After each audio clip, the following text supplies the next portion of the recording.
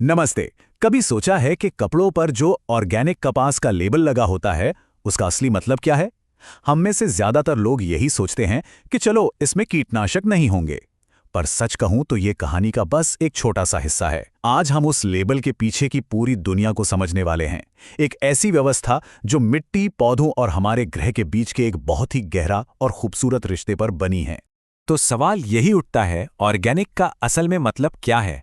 देखिए, ये सिर्फ मार्केटिंग के लिए इस्तेमाल होने वाला कोई शब्द नहीं है। ये खेती करने का एक बिल्कुल अलग नजरिया है, एक पूरी की पूरी सोच है। और आज हम इसी पहेली के टुकड़ों को एक एक करके जोड़ने वाले हैं। चलिए देखते हैं कि आज हम क्या क्या जानने वाले हैं।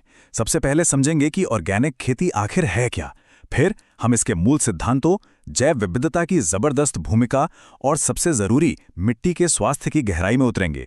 और आखिर में हम देखेंगे कि ये सब चीजें मिलकर एक आत्मनिर्भर सिस्टम कैसे बनाती हैं। तो चलिए शुरू करते हैं सबसे बेसिक सवाल से। आखिर ये ऑर्गेनिक खेती है क्या? इससे पहले कि हम इसकी गहराइयों में जाएं, ये पक्का कर लेते हैं कि हम सब एक ही बात समझ रहे हैं। ये इसकी किताबी परिभाषा है। यहाँ 3 शब्द हैं जिन पर ध्यान देना बहुत जरूरी है: समग्र, प्रणाली और स्वास्थ्य। इसे ना एक जंगल की तरह सोचिए। एक सेहतमंद जंगल सिर्फ पेड़ों का झुंड नहीं होता।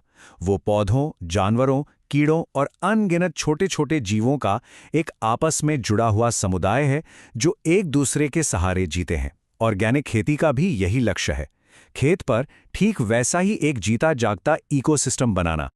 और हाँ, ये सिस्टम सिर्फ खेत की मिट्टी तक ही सीमित नहीं है। इसका दायरा बहुत बड़ा है। ये सिर्फ पर्यावरण के बारे में नहीं है, ये लोगों के बारे में भी है। ये पक्का करना कि किसानों को उनका हक मिले, और ये भी देखना कि खेत आर्थिक रूप से टिकाऊ हो ताकि वो आने वाली पीढ़ियों के काम आ सके। असल में ये प्लैनेट, लोग और प्रॉफिट तीनों को एक साथ लेके चलने की बात है। ठीक है, तो ये तो समझ आ गया कि ये एक पूरा सिस्टम है। लेकिन इसे चलाता कौन है? वो कौन से नियम हैं जो तय करते हैं कि ये सिस्टम सही से काम करे? खैर, ये सब कुछ टिका है कुछ सिद्धांतों पर, जो पूरी ऑर्गेनिक सोच का एक ब्लूप्रिंट है। ये वो 4 स्तंभ हैं जिन पर सब कुछ बना है।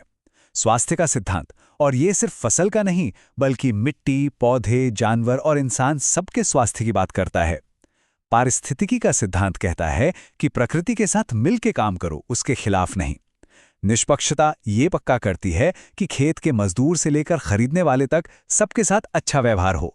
और देखभाल का सिद्धांत हमें याद दिलाता है कि हम इस जमीन के मालिक नहीं, सिर्फ रखवाले हैं। चलिए अब उन सिद्धांतों के एक बहुत ही महत्वपूर्ण नतीजे पर आते हैं: जैव विविधता या बायोडाइवर्सिटी। ऑर्गेनिक खेती में तरह तरह के पेड़ पौधे और जीव जंतुओं का होना कोई इत्तेफाक नहीं है। ये इस सिस्टम का एक जानबूझकर बनाया गया और बहुत जरूरी हिस्सा है। मुझे ये बात बहुत अच्छी लगती है। जैव विविधता ही इंजन है। जरा सोचिए इस बारे में। एक इंजन के बिना कार क्या है? सिर्फ धातु का एक डिब्बा। बिल्कुल वैसे ही जैव विविधता के बिना एक खेत बेजान है। यही वो चीज है जो उसे ऊर्जा, लचीलापन और संतुलन देती है, जिससे सब कुछ चलता रहता है। तो किसान असल में ये करते कैसे हैं? देखिए, वो एक ही फसल बार बार नहीं उगाते, जिससे मिट्टी की ताकत बनी रहती है। वो जंगली जीवों के लिए खेत के आसपास प्राकृतिक जगह छोड़ते हैं। वो खेत में जानवरों को भी रखते हैं, जिनसे कुदरती खाद मिलती है। और हाँ, वो उन सिंथेटिक केमिकल से दूर रहते हैं जो मधुमक्खियों जैसे फायदेमंद कीड़ों को नुकसान पहुंचा सकते हैं।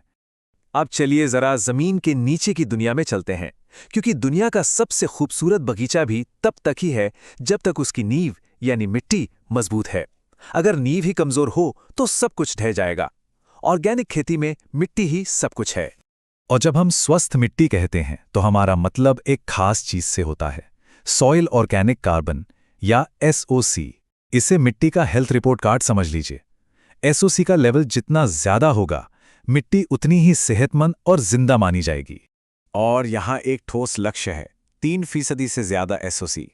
ये किसी जादुई नंबर की तरह है। आपको पता है, कई पारंपरिक खेतों में मिट्टी की हालत इतनी खराब है कि SOC का स्तर 1% से भी कम हो सकता है। लेकिन 3% से ऊपर जाते ही मिट्टी एक स्पंज की तरह बन जाती है। पानी को सोख लेती है, पोषक तत्वों को पकड़ कर रखती है और सूखे, बाढ़ जैसे हालात का बेहतर सामना कर पाती है। तो किसान इस जादुई 3% तक पहुंचते कैसे हैं? वो मिट्टी को सचमुच खिलाते हैं। वो खाद डालते हैं जो मिट्टी के छोटे छोटे जीवों का भोजन है। वो कवर फसलें लगाते हैं ताकि मिट्टी कभी भी खाली और असुरक्षित न रहे। वो जुताई कम से कम करते हैं जिससे मिट्टी का ढांचा बना रहता है। और सबसे खूबसूरत बात पता है क्या है? ये वही तरीके हैं जो जैव विविधता को भी बढ़ावा देते हैं। सब कुछ एक दूसरे से जुड़ा हुआ है। ठीक है, तो हमने अलग अलग टुकड़ों को देख लिया, सिद्धांत, जैव विविधता, मिट्टी। अब चलिए एक कदम पीछे हटते हैं और देखते हैं कि ये सब मिलकर एक सुंदर चलती फिरती मशीन की तरह कैसे काम करते हैं। पूरी सोच का निचोड़ यहीं पर है। पारंपरिक खेती का फोकस अक्सर एक ही चीज पर होता है, एक फसल से ज्यादा पैदावार कैसे निकालें, चाहे उसकी कोई भी कीमत चुकानी पड़े।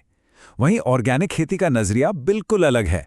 इसका लक्ष्य है पूरे इकोसिस्टम के स्वास्थ्य को बेहतर बनाना, क्योंकि ये पता है कि एक सेहतमंद सिस्टम लंबे समय में अपने आप अच्छी पैदावार देगा। तो अंत में ये सब एक खूबसूरत चक्र पर आकर रुकता है।